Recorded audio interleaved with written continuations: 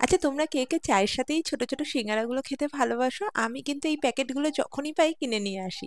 আজকে সেটাকেই বাড়িতে বানিয়েছিলাম আর দারুণ খেতে হয়েছিল। ভাবলাম তোমাদের সাথেও শেয়ার করি। এর জন্য কিছুটা ময়দার মধ্যে নুন, জোয়ান আর তেল দিয়ে ভালো করে ময়াম দিয়ে নিয়েছি। তারপর এরকম একটা সফট ডো বানিয়ে নিয়েছি। এবার পুর বানানোর জন্য মৌরি, জিরে, ধনে, শুকনো লঙ্কা আর সাদা তেল নিয়েছি।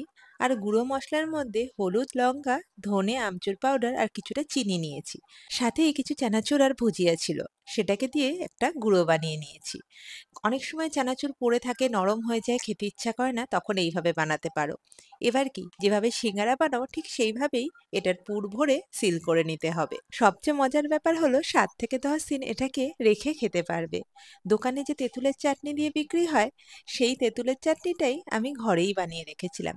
সেটা দিয়ে খেতে কিন্তু এটা দারুণ লাগে। আর যদি চায়ের সাথে খেতে চাও তাহলে তো কোনো কথাই নেই। তো একদম তেল লো টেম্পারেচারে রেখেই ভাজতে হবে। আমি কিন্তু তেল হালকা গরম হতেই ছেড়ে দিয়েছি যাতে গায়ের মধ্যে বাবলস গুলো না ওঠে। যারা যারা খেয়েছো তারা কিন্তু এর স্বাদ ভালো মতোই জানো। দোকান থেকে আর ওই 150-200 টাকা দিয়ে কেনার দরকার নেই। তার থেকে বাড়িতে এরকম বানিয়ে খেতে পারো।